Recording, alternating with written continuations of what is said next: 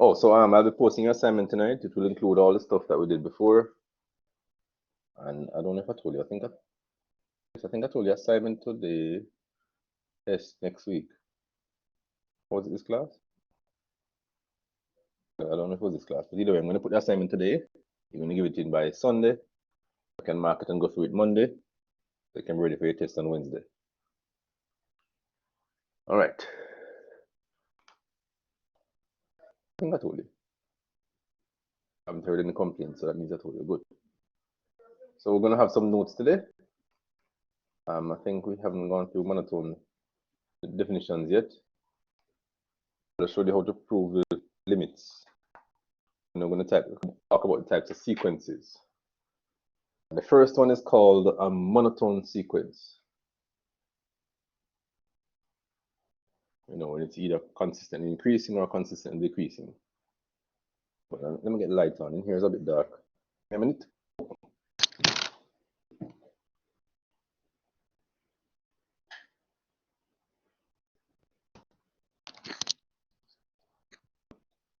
All right. So, some people stress the O, some don't. So, whichever way you want to call it. Some say monotone, some say monotone. Either way, that's the word. It means the same thing either way you pronounce it. All right, a sequence, write this down. So defining a monotone sequence. A sequence xn, or x sub n, make sure you put the brackets, is monotone increasing. Sequence xn is monotone increasing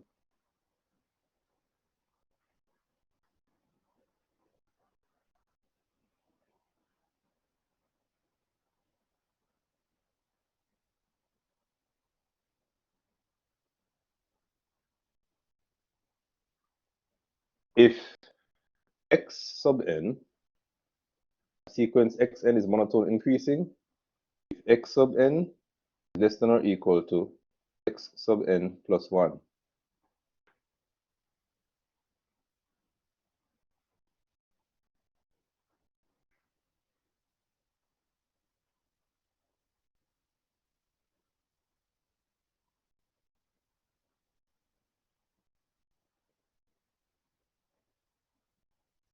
For all n in n.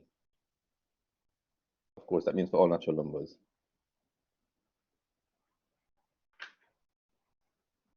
So sequence x sub n is monotone increasing if x sub n is less than or equal to x sub n plus 1.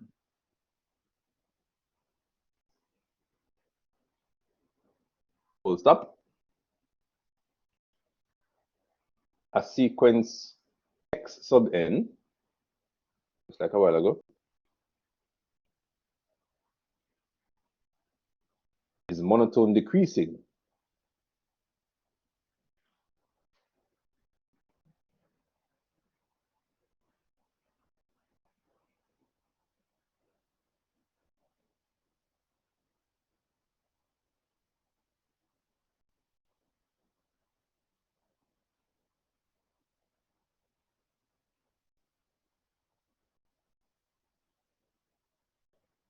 if x sub n is what? Well, I'm going to ask you. Greater than or equal to x sub n plus 1. So sequence x sub n is monotone decreasing if x sub n is greater than or equal to x sub n plus 1. For all n in n.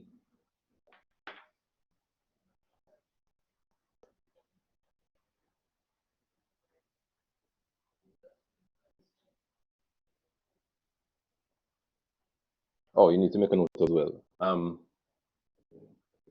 A sequence, sorry, okay, don't write that yet. What's the best way to word this? All right, write it this way. If a sequence is either monotone increasing, if a sequence is either monotone increasing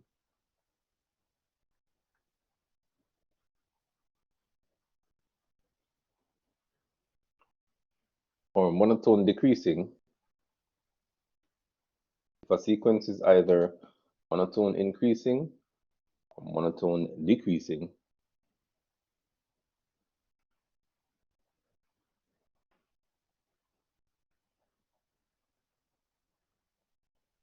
it can simply be referred to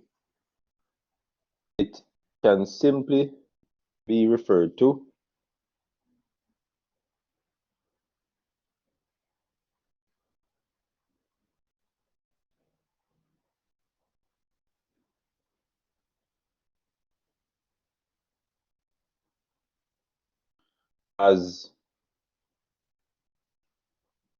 monotone, not just the word monotone, nothing else, or monotonic.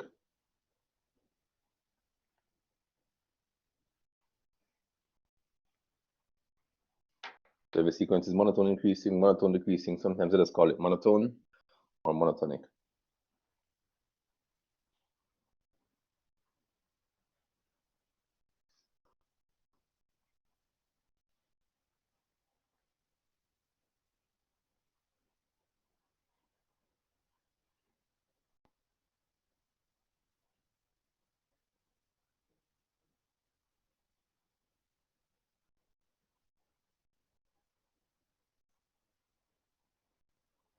All right, where was I?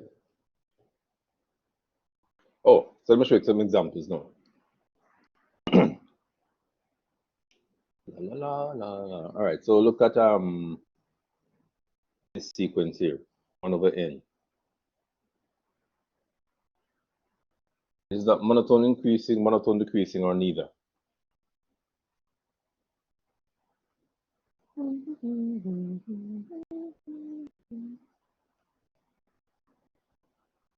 Hello, not a trick question.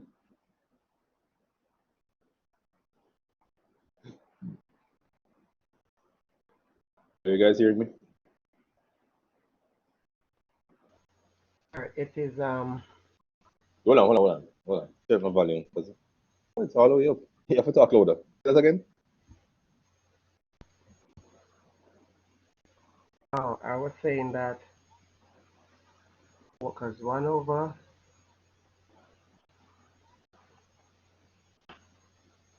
it will be increasing. Is it increasing? Sir. I think if it's an in or D. Increasing. In, okay. Everybody agrees with that? Yes, sir. All right. That is not quite right. It is decreasing. You can think about it, you know. Look, have a half, 1/3, quarter, 1/5. See, it's getting smaller. In other words, x sub n is in each case less than or equal to x sub n plus 1. What is up with this? X sub n plus 1. In other words, 1 over n is less than or equal to So I 1 over mean n plus greater 1. than. Less than. Sir, The previous one is less than the next one. previous one is greater than a half Yeah, is greater greater than. than a third.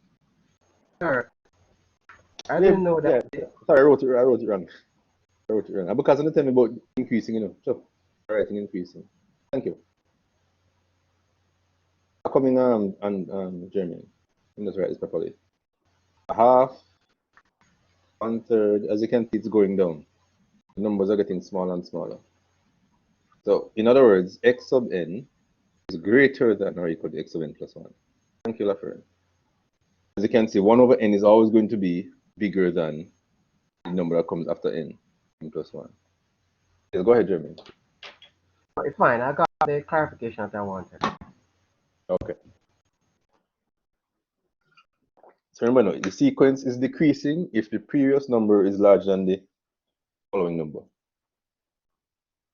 and a half is bigger than 1/3, or 1/3 is bigger than a quarter is bigger than 1/5, and so forth. There's monotone decreasing. Once the previous number is larger than the following number, it is monotone decreasing. Oh, I think that's what threw you off. The same thing as I wrote a while ago, because you were thinking about this. Maybe they might, well, when I think about it, I must know. I'm surprised that both of you agreed on it. But all four of you, because Michaela and Anthony didn't say anything, so they agreed as well. That's interesting. All right, so this is monotone decreasing because the numbers are getting smaller and smaller and smaller. All right. By the way, what would be the smallest number in that sequence? Sorry, wrong question. What would be the largest number in that sequence? Sir, 1. 1, correct. Because remember, natural numbers start from 1. The sequences, they only use natural numbers for the end. Say, but 1/1, that's the biggest number you're going to get. Then 1/2, 1/3, 1/4. So I purposely didn't write it first because I wanted to see if you would realize it's the first number or largest number. What's the smallest number that it goes to? Sir, it goes to infinity. No, sir. You know, don't say the smallest number is 1. The largest number is 1. How can I go to infinity? Close to 0. No. Well, you're closer than Lafayette. So the question is, The what's the Approaching smallest zero? number will be 1 over infinity. What infinity is that number?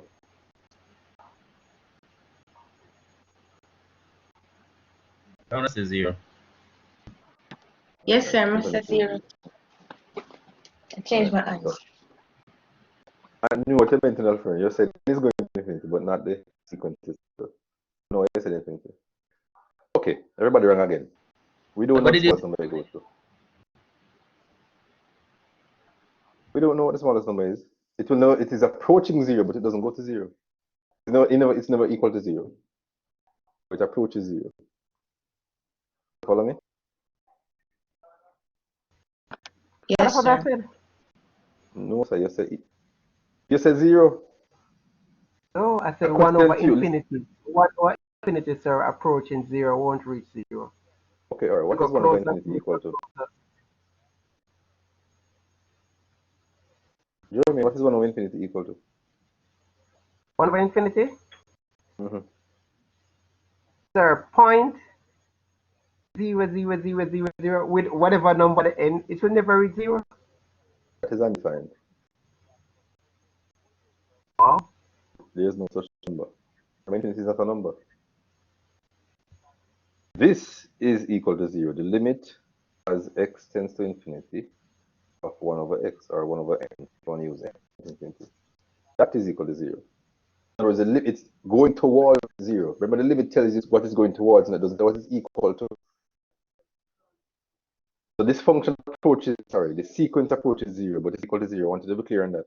I don't want to mark it down for stuff that you know already, or I want to make sure you know it. It approaches 0, but that doesn't mean it's equal to 0. There's a difference. So this sequence at no point in time will ever be equal to 0. It will be very, very, very, very, very extremely close to 0, but not equal to it. Make sense? I want to make sure you're clear on that.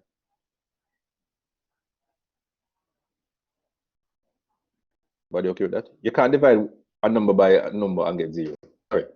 You can't divide a non-zero number, whatever number is up here. You can't divide a non-zero number by any other number and get 0. That's impossible. The only number you can divide and get 0 is 0. No other number. You might get very close to 0, but not equal to 0. Anyway, so silence means consent, so you understand. Moving on. What about this sequence now? What was it again? I saw something a while ago now. 2n over 5. Write it bigger. 2n over 5. What kind of sequence is that? Is it monotone increasing, monotone decreasing, or neither?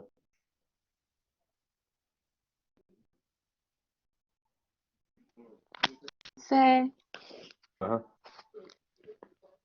do you want to repeat what you just said? Everything, please. Well, to answer your question correctly, no. Sir, I was disconnected. It's not my No, but fault. you asked me if I want to repeat it, and I said, no, I don't want to repeat it. But you're going to repeat it. No, sir. I was not asked to repeat it. I like that one. It's a good one.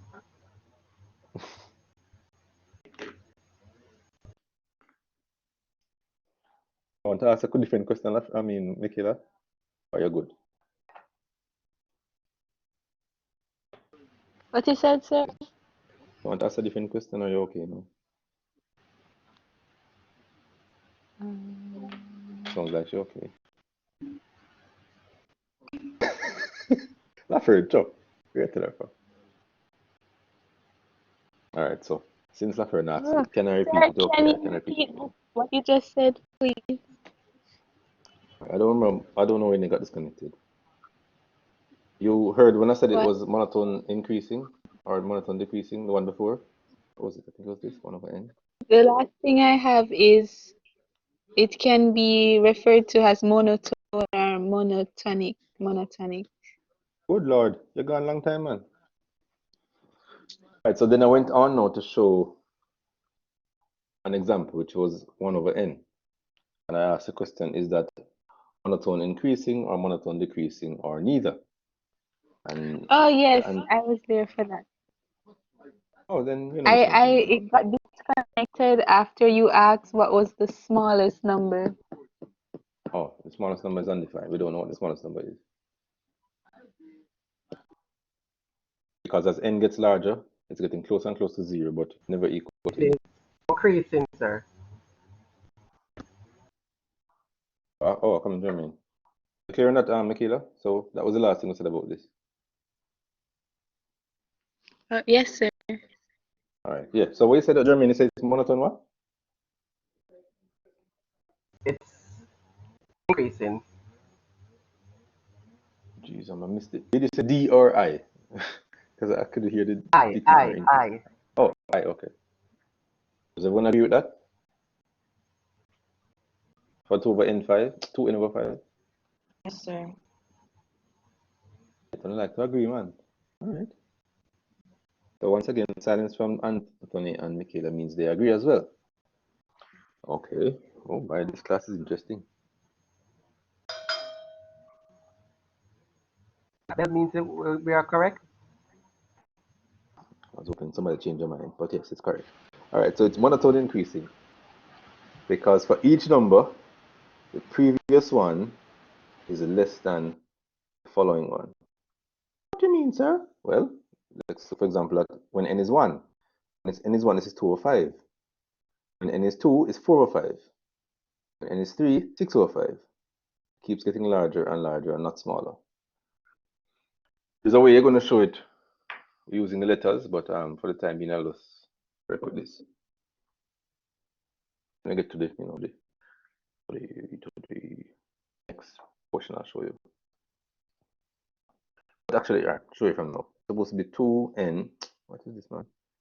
2n over 5 is less than or equal to 2n plus 2 over 5.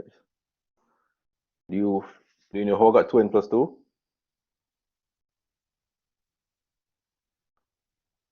Anybody? You have to tell me no yes or no question. Repeat that, sir. Yes, sir. Do you know how I got 2n plus 2?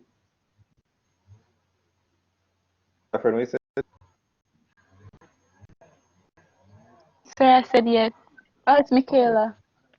It was Mickey. Oh, it is Mickey. Sorry, because Jimmy was No, talking, I then I don't really know. hear the voice clearly. I don't know how you get 2n plus 2. All right. Remember, we need to show that xn is less than or equal to xn plus 1. So xn is when you have n, and xn plus 1 is when you have n plus 1 in place of n. You see it now? Where you have and you put n plus 1 2 times. Oh. Okay. All right. So it's Sir. 2n Uh-huh. I thought n+1 was a subscript. It is. So how But it you represents n plus 1. expand? That's how you prove it. By using n plus 1. Because n plus 1 is the number that follows n. So you're just showing that each number that follows n will be larger Okay. than the one that had n. Yeah. Okay. So that's why it's a general proof. So in this case, this will always be less than this. Why? Because because the n plus 1 term is always going to be 2/5 bigger than the nth term. Does it make sense right here? I'm using what's over here. N plus 1 term will always be 2/5 bigger than the previous term. Always, based on this what we have right here. With a different color. Based on this result right here. So what I did was actually expand the fraction so you can see it clearly. The n plus 1th term will always be 2/5 bigger than the nth term. You don't have to say anything, we can see it. Is that clear to everybody? Yes, sir. Okay, good. I'll show you next example now. So the 2 so far, 1 over n, 2n Wait, over sir. 5. That is 2. Let's see how the 2n over 5 is less than the 2n when you add in the n plus 1. And then Yeah. you say that is okay, yes. So it just transformed that into that form. Okay, cool. Yeah. I was utilizing my spaces, so that's why I went over here first, so I can go to this, then go to that. But I can write it formally if you want. We're checking 2n over 5, this sequence here. So to check if it's monotone increasing, monotone decreasing, or the next thing, or neither, then you just simply check the 2nth term. Nth term is always going to be this. And the n plus 1 term is always going to be 2 times n plus 1. Not yet so sure. So to be sure, just write it as 2n over 5. And we compare, multiply this thing out, or distribute, if you want to call it that. That gives us that, which then gives us 2n over 5 less than or equal to, well, it don't start with less than or equal to, but because you know the answer already, just keep writing. So it's always, so these two are exactly the same, but this one has an increase of 2/5. So it must be larger than the previous one. It's not hard to show. These are like 3 marks on the exam. 3 as a number, or a Jamaican say 3, not 3, no. 3. In other words, just trying to get it wrong. Is that easy? So always put a question like this. I will always put a question like this. Make sure that you don't get 0. So once you've done a class, you know that there's always a easy question. Sir, you can give us enough questions like that to ensure that we get at least 60. Oh, wait, hold on. My policy different from other lecturers' policies, I just don't like seeing zeros. I remember the first time I came to teach at NCU with pre-calculus, and I gave the first test. The class had 13 students, and I gave a test, and 3 persons got 0. I was frightened. I said, Lord have mercy, I can't teach. But I realized it wasn't my fault. Students just have a difficulty when they go from college to pre-cal. I don't know why. But I asked Dr. Bailey at the time to stop me from teaching pre-calculus because they kind of I was going to stop teaching after that class, but then I realized the other classes were doing well. It was just that one class. 5 students remained after the 13. So when I saw people leaving my class, I felt away, man. It was my first year teaching there. I said, I'm not teaching a course again. As it gives, I had some traumatized moments from it. I was traumatized, man. Traumatized. But anyway, so that's from ever since that class, I put a question like this on every test to make sure there are no zeros. These people write up they wrote up three, 4 of these papers and get 0. No, sir. What's wrong with that? What are you saying? I know some lecturers try to give you a question, so at least a minimum, let's say you're supposed to get a C. Anything above C, you have to work work hard for it somewhat. We distinguish between those who get B, B plus, A minus A, etc. But I think that's pretty similar for me because if you fail my class, you weren't doing anything. You were what, sir? Love classes, you weren't doing anything if you fail my class. Yeah, some lecturers. Because I'm going to ensure you understand. Well, that's some lectures. I just know the teacher properly. So if you fail, then that's on you, not me. So failing would mean that you get less than a C. So I think I'll make sure I cover that base. I think, well, hopefully I do. All right, so here's the next example. -1 to the nth power. That's our sequence. I'm see if I can write it better than that. -1 to the n. Yeah. Is that monotone increasing, monotone decreasing, or neither? So that's neither. Neither, you say. What do you say, Jermaine?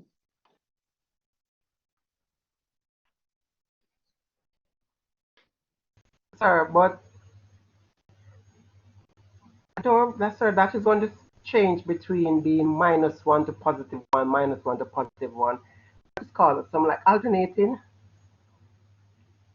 So it's neither decreasing nor increasing. All right. Michaela?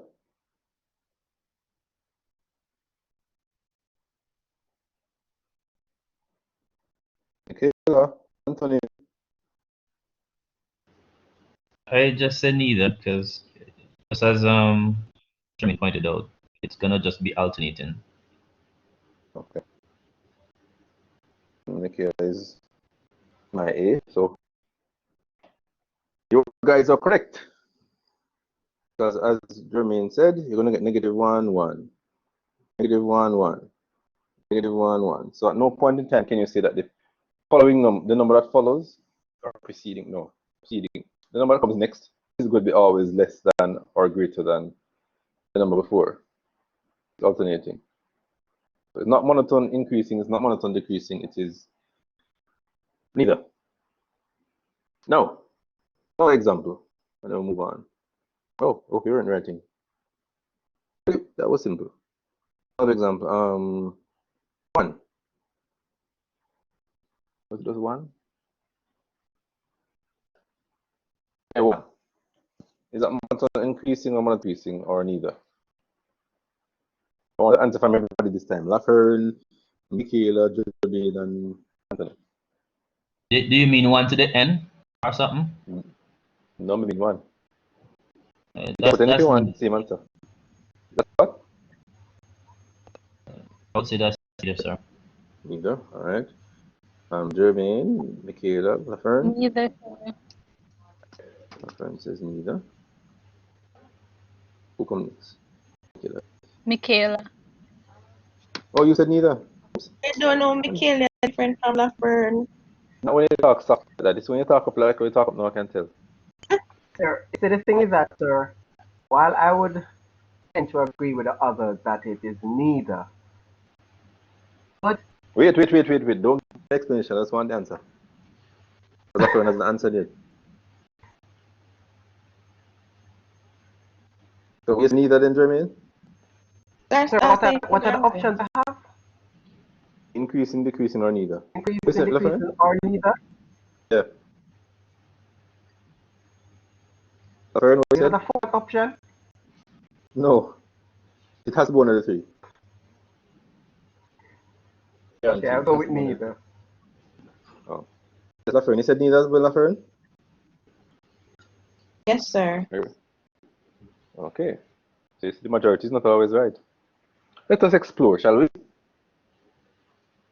For the nth term, when n is 2, what is the sequence equal to? When n is 2? But n is 1. not 1, okay. When n is 3, what you get? 1. So when n is any number, what you get? Keep saying it, man. Don't stop. Lafern, you are doing so well. 1, sir. 1. 1. So it doesn't matter what n is, the result is 1, alright? Good. So the x to nth the xnth term is 1, and the xn plus 1 term is also 1. Is 1 less than or equal to 1? Yes, sir. Oh, let's check the next one. It's not. It's not. Greater than And or equal to. We said, Jeremy? isn't I also, mean, isn't also greater than or equal to 1 too? oh, I wonder what that means then. Anthony is correct. So how want to get neither if it satisfies both of them? Sir, because Sir, just that's why I asked in you. example before, the negative one? 1 raised to the n, it both it decreases and it increases. So No, wouldn't you that see for the hold on. For a sequence to be monotone increasing, for every xn term, what did I say? Decreasing or increasing? I don't remember what I said. All right, let me stick with increasing. If the sequence is monotone increasing, for every term, every nth term, the n plus 1 term must be less than it, must be greater than it. For it to be monotone increasing, sorry. Every term, the one that follows it must be greater. That means increasing. Everyone. The negative one, it was not like that. Sometimes it was increasing, sometimes it was decreasing, sometimes increasing. So it wasn't for every term. So it can be monotone increasing. Monotone, the word monotone means it just continuously. It's like monotone. What does monotone mean again? It's something with consistency. It comes from the word. What is the word again? Anyway, the point is, for every term, it should be increasing. But the negative one, that was not occurring. Went down, went up, went down, went up. So it was not the case, Lafern. But for the one, sequence 1, for everyone, it is going to be less than or equal to it. For every n term, the n plus 1 term is less than or equal to it. And for every nth term, x plus n, xn plus 1 term is greater than or equal to it. So knowing that now, what are your conclusions? Do you still say neither? You want to change your answer? both? Correct. It is both monotone increasing and decreasing. That is one of the weird sequences. So that one is a real monotone sequence. It is both monotone increasing and monotone decreasing because of the equality that occurs right here. Make sure you make a note of that. Don't let me trick you next time with something else like it. That's why I left it for last. But it was kind of unique.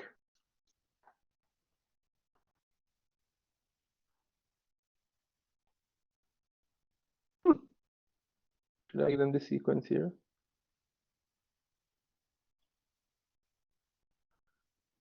All right. I don't think you guys are writing anything. No, sir. All right. Look at this sequence here. Remember decimals, you know? So, right again. 1 over root n. Is that monotone increasing, decreasing, or neither?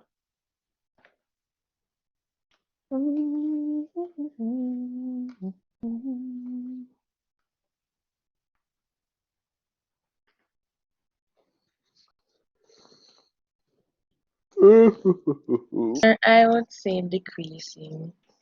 Reference is decreasing.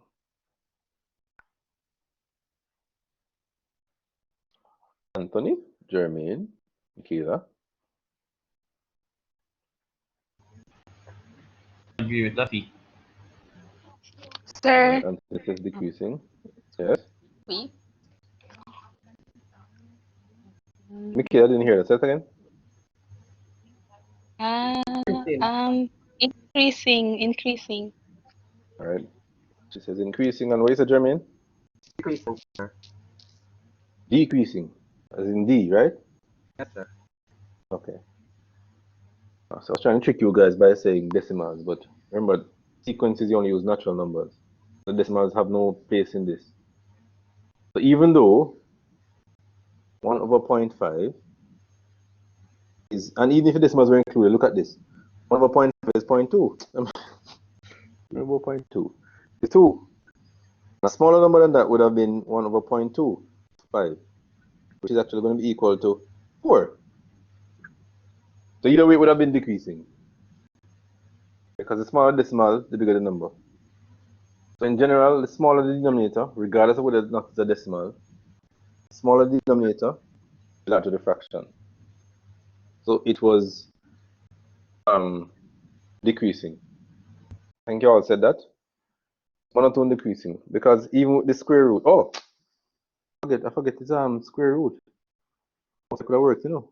The square root of 0.25. If it was decimal, I was right. Square root of 0.01. Square root of 0.25 is 0.5. The square root of 0.01 is 1.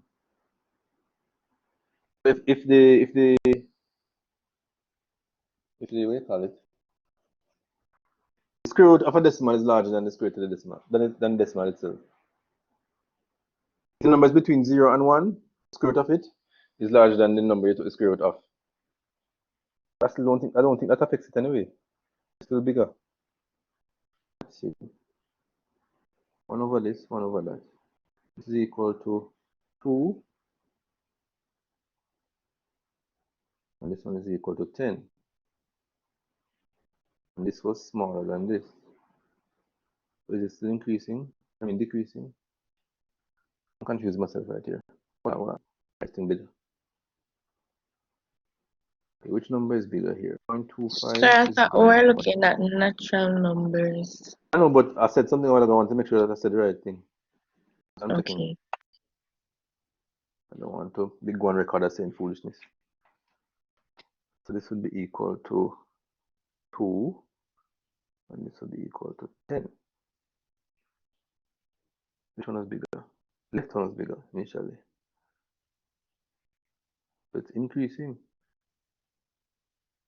What? No. This was smaller. This is larger. But still decreasing. Okay, it didn't matter. Even for the decimals, it was still decreasing, so it wouldn't have mattered. So it's correct. It's monotone decreasing.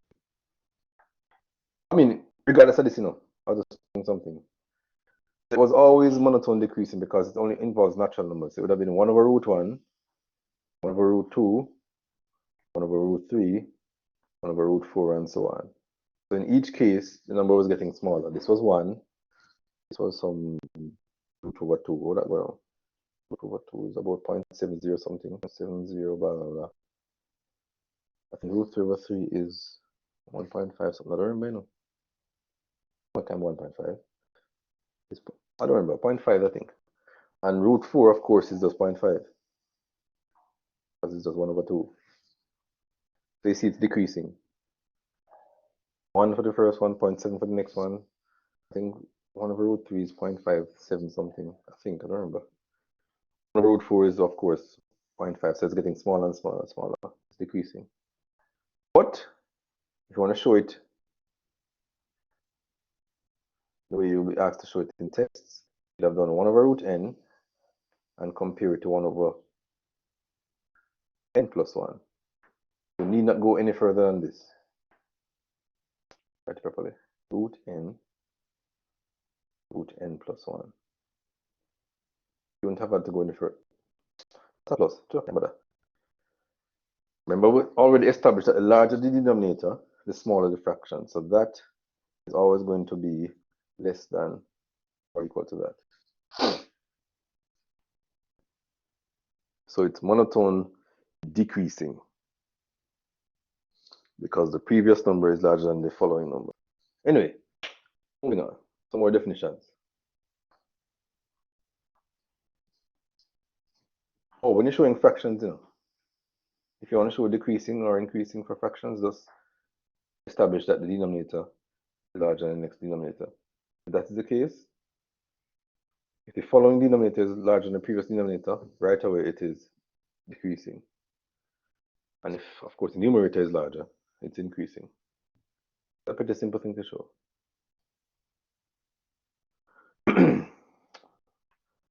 The definition now of, well, not definition, a theorem. testing convergence for monotone sequences and boundedness as well. So write this down. A monotone sequence xn, don't forget the brackets, a monotone sequence xn is bounded if and only if a monotone sequence xn is bounded if and only if it is convergent.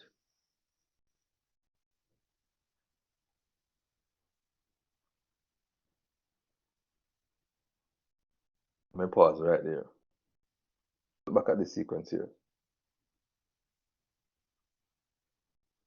Is this monotone, increasing, decreasing, or neither? Just the sequence n. Increasing. Sorry, I didn't hear that. Go again. Increasing. Right, it's monotone increasing. And do you think it's bounded?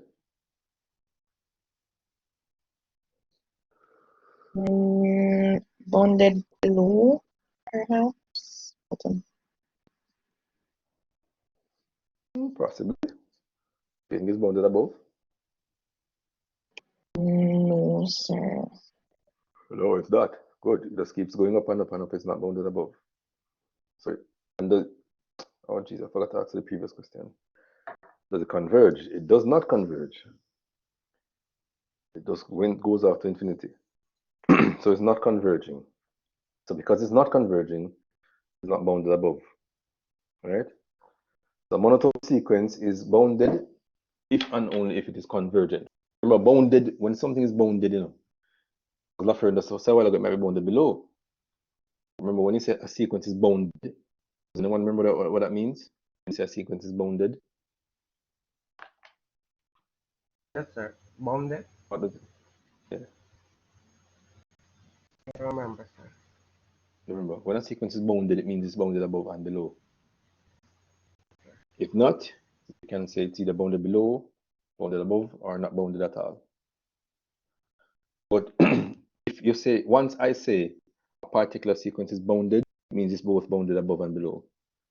So this definition I gave you a while ago refers to being bounded above and below. A monotone sequence is bounded, meaning bounded above and below, if and only if it is convergent. Let me make sure you're clear on that. Just because a sequence converges doesn't mean it's bounded enough. You sometimes misunderstand English.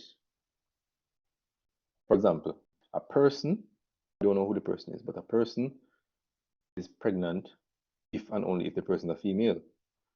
Doesn't mean that the person is pregnant just because she's a female. You know what I'm saying? The people who did college geometry are supposed to be able to reason that out. I think all they did it. All they can reason it out. So let me say it again. Make sure you understand what I'm saying. For me to say A is B if A is C does not mean that if A is C, then A is B. In other words, I'm saying if this is the case, it does not necessarily mean that first part is the case. But what I'm saying is the first part can only occur if the second part occurs. So I'm saying that a monotone sequence is bounded if and only if it is convergent. That does not mean if it is convergent, it is bounded. You get what I'm saying? Do you understand that? Yes, sir. Okay, good. So we'll continue now. Same theorem. If the sequence xn is monotone increasing, if the sequence xn is monotone increasing and bounded,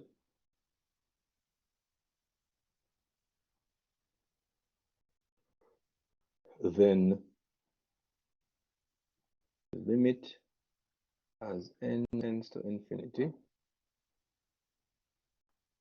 of the sequence is equal to the supremum because you're going to the infinite number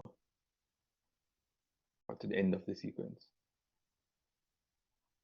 Is equal to the supreme of the sequence.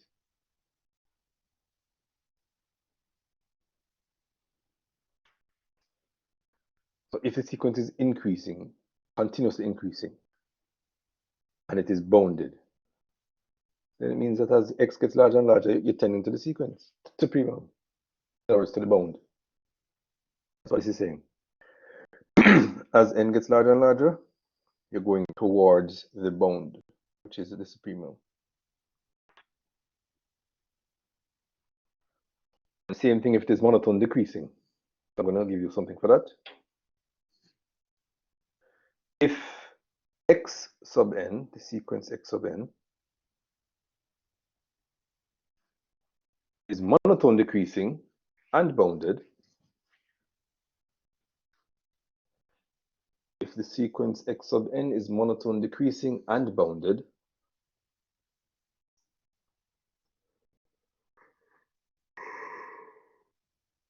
then the limit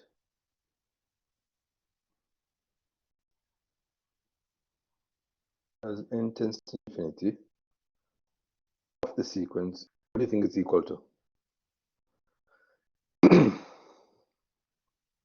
Infimum. That is right. It's going to the lower bound of the sequence.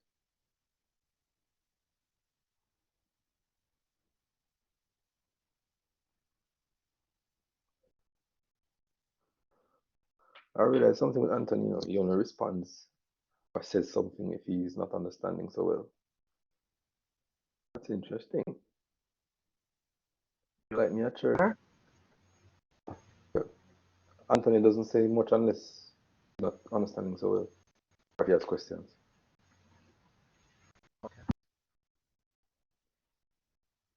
that's not particularly true. There's a time when he was answering when Lafrene wasn't here.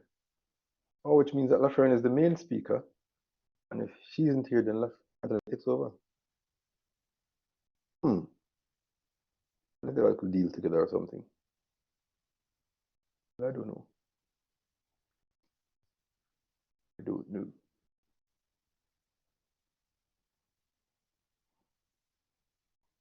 By the way, do you guys know something called the Archimedean property?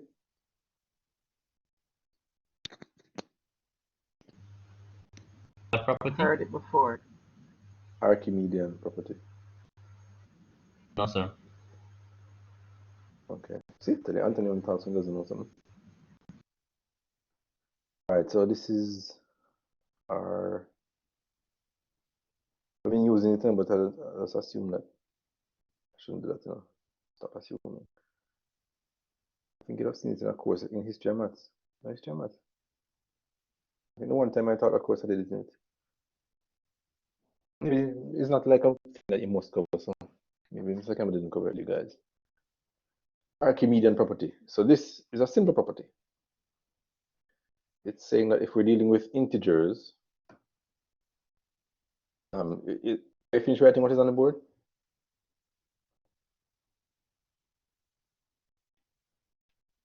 Everybody's writing what's on the board?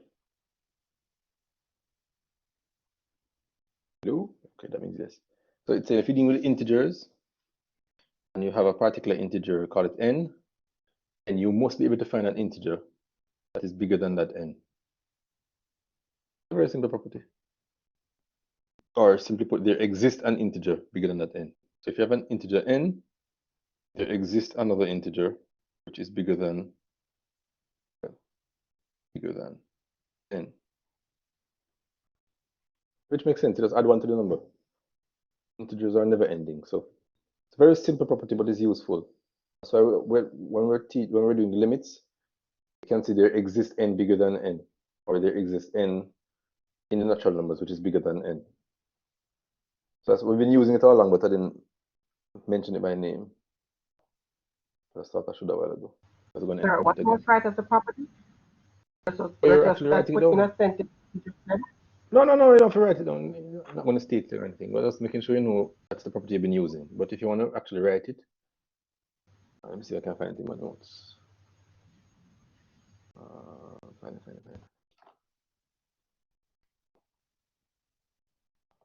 Okay, I'm checking it online because I can't find it in my notes here. I don't know where I wrote it. Archimedes. I'm going to look for the one closest to the one I have.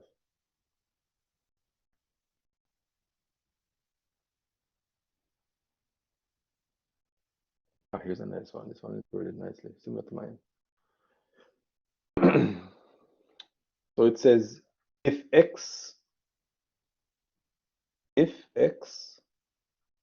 y are in R, this is both real and natural. So if x and y are in R and the x is positive, so and x is greater than 0,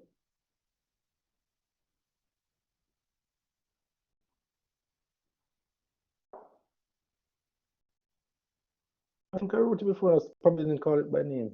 Anyway, then there exists a positive integer,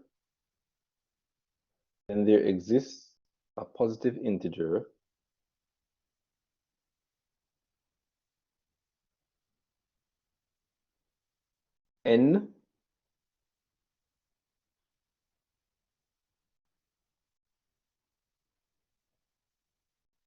such that nx is greater than y.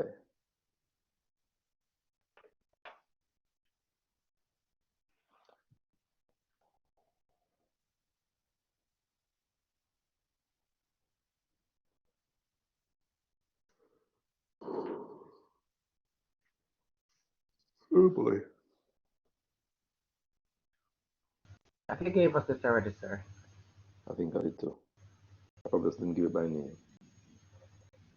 When I look at how it's written, I realize Yes. that I probably gave it to you already. And the reason why you can just compare two integers, m and n, is because we can use x as 1. So I said that if you have a number, you can find a positive integer bigger than it, because you can use x as 1. But let's say if x is greater than 0, so x can be 1. You can just simply compare two integers, n and y. Okay, so yes, I think I did give it to you already. Anyway, continuing. What else do you need to know? Subsequences. Yes, you need to know this one.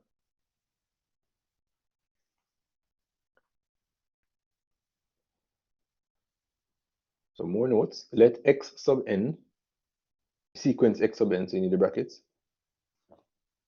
If you hear me say sequence x sub n, I mean this. I'll clear the board. If I say sequence x sub n, I mean that. If I just say x sub n, you don't have to write the brackets. Different. X sub n is a particular value in the sequence, whereas the sequence x sub n takes care of all the possible values that occur in the sequence. So let the sequence x sub n, in the bracket, be a sequence.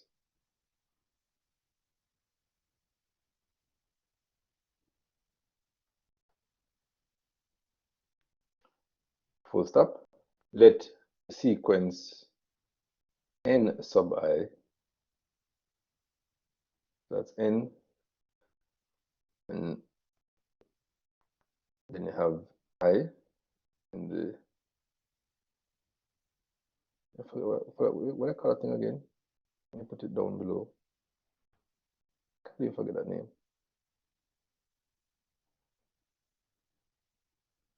I got used to saying n sub something or x sub something. I forget what the thing is actually called. Subscript. Subscript I. So let n subscript I, sequence n subscript I, be a strictly increasing sequence. Sorry, repeat that. What's the sentence? Let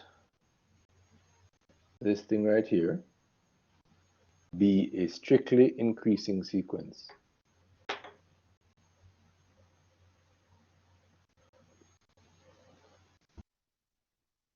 That's the same as monotone increasing. But when it says strictly increasing, this time there's no equal, it's just going up. Oh, I should mention that. Strictly increasing means it's always going up. Monotone increasing means it could be equal. Like with the 1, You know, 1, 1, 1, 1, 1. That's monotone increasing, as well as equal. But when you hear strictly increasing, it means that it keeps increasing. No equality anywhere. So let n sub I be a strictly increasing sequence of natural numbers.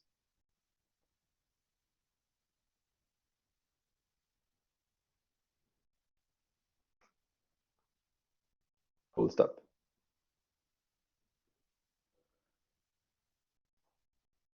Then the sequence x sub n sub I, interesting sequence, isn't it? The sequence x sub n sub I from 1 to infinity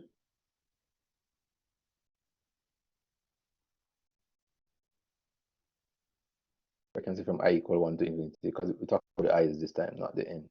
Make a note of that. From I equal 1 to infinity. So the I is what is increasing, not the n. In the sequence x sub n sub I from 1 to infinity for I is called a subsequence of x sub n. The sequence here on the board is called a subsequence of x sub n.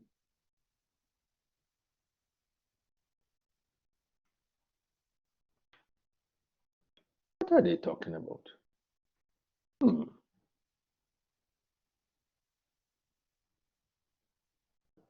So let me just.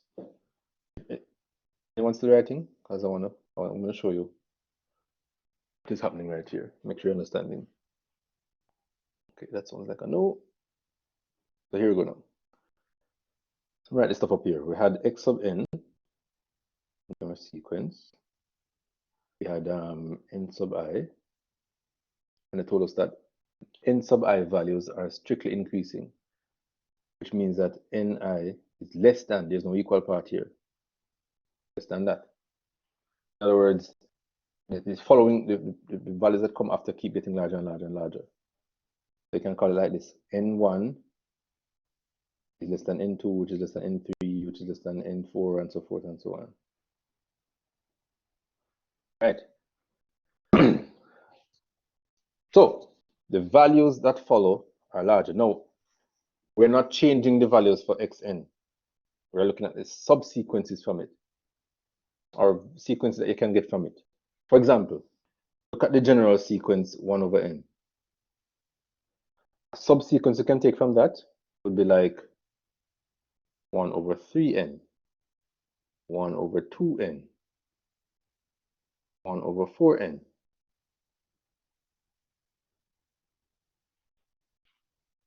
And if you see the different sequences now, are you seeing them? N sub i's, we have 3n, we have 4n, we have 2n. Let's just start from 2n and 3n and 4n, whatever. You get the point. They're all part of the sequence 1 over n, all of them come from that. Because you say 3 times n, when you have 1 over n, you're going to cover that value no matter what. Because, for example, these would be, let's look at the 1 over 3n. That would be 1 over 3 when n is 1, 1 over 6, 1 over 9, 1 over 12, and so forth. It should all be part of the 1 over n, because 1 over n is going to be 1. Put 1 over 1 since I write the line already. 1 over 2, 1 over 3. See, the 1 over 3 comes there. 1 over 4, 1 over 5, 1 over 6, 1 over 7, 8, and see the 9 comes again. So all of these sequences are part of this big sequence right here. So that's what they call subsequences. Understanding a little bit now? Yes, sir. Okay, that's good. Since you won't answer, I'll answer. So that's what a subsequence is. When you take it from you take numbers from a sequence, you take a sequence from a sequence. It's still part of the original sequence.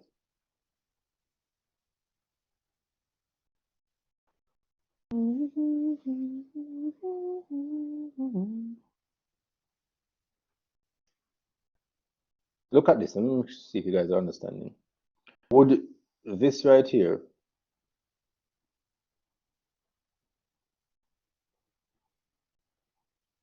Would that be a subsequence of 1 sub n? Would this be a subsequence of 1 sub n?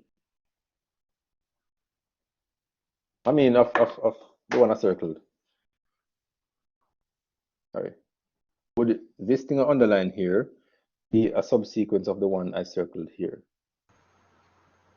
Sir, we have 1, 0, a half.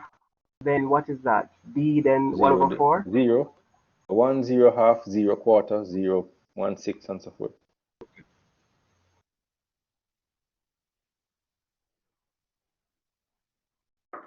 I write it on the bottom, use red ink. 1, 0, half, 0, quarter, 0, and 6, 0, and so forth and so on. Would that be a subsequence of the circled sequence above? One circle in red. It's a question for everyone, not just the person who spoke a while ago. No, sir. Why not? Sounds like the killer this time. Yes, I'm getting the voice. Because it is not increasing. Well, that is actually a smart way to look at it, Michaela. You are correct. I wasn't even thinking of using definition. I was actually looking at it. But you're correct. It is not strictly increasing. Look in the definition. Let ni be a strictly increasing sequence of natural numbers. This one was not a strictly increasing sequence because where would 0 be to cause it to get? How would it get 0? Because the ni, the numbers would not have come from a strictly increasing sequence. Even though you see 1, then the half, then the quarter, you see the 2 is increasing because it was really 1 over 1 first. So you see 1, then 2, then 4, then 6. That seems to be strictly increasing, but then how do the zeros come into play? Even if you hadn't picked up on the strictly increasing, you could have seen that the sequence 1 over n does not contain 0 any at all in it. So it can't be a subsequence. A subsequence must be a sequence taken from another sequence. And 1 over n does not have zeros any at all anyway. So it could not have been a subsequence. Because the order must be preserved. That's something you can see. The order, because it was strictly increasing, order must be preserved. This is the original sequence, this one right here. That's the original sequence, 1 over n. And 1, 0, half, 0, quarter is nowhere in that. There's no 0. In the same way, this is not a subsequence of it. 1, 1/3, a half, 1/5. Even though those numbers are in there, see, a half is right here. Underline it. Half is right there. 1/5 is right here. What else have in there? 1/3 is right here. They're all in the sequence. 1 is there too. But one thing that's important, the order must be preserved. The sequence had to be keeping the same order as the previous sequence that you take it from. So point of the matter is, neither of these underlying sequences here are subsequences of 1 over n. The numbers must be strictly increasing, and it must also be keeping the same order. Okay, enough of that.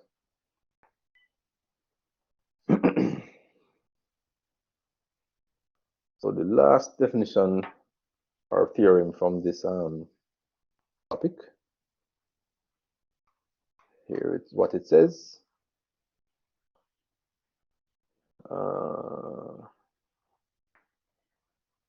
If the sequence x sub n, that means with the brackets, if the sequence x sub n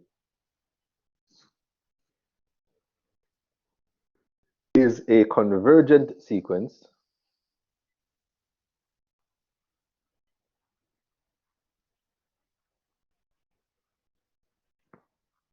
if the sequence x sub n is a convergent sequence, then any subsequence, sound weird, then any subsequence, write it, on the board, any subsequence x sub n sub I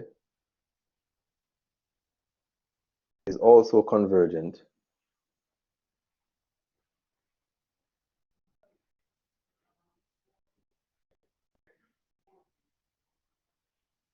and the limit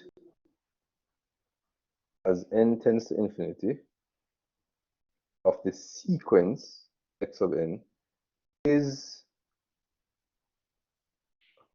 sequence. The limit as x tends to infinity of x sub n is the same as the limit as I tends to infinity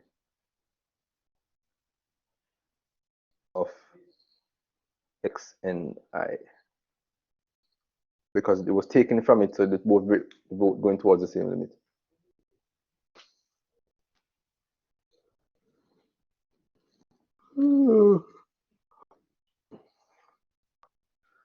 Okay, I think I'll stop there. We have 5 minutes left.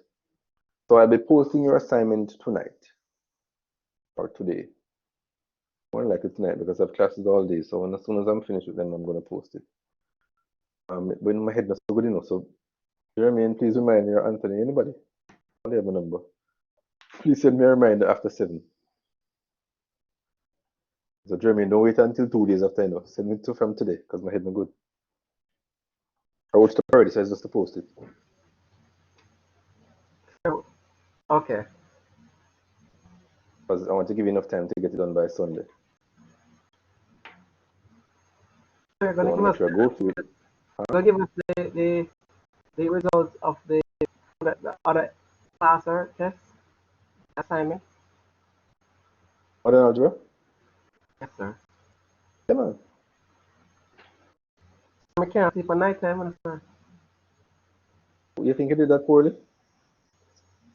I'm not afraid to invite her until we see the result. We can't move on. Don't fret, man. Don't fret. Not as bad as you think.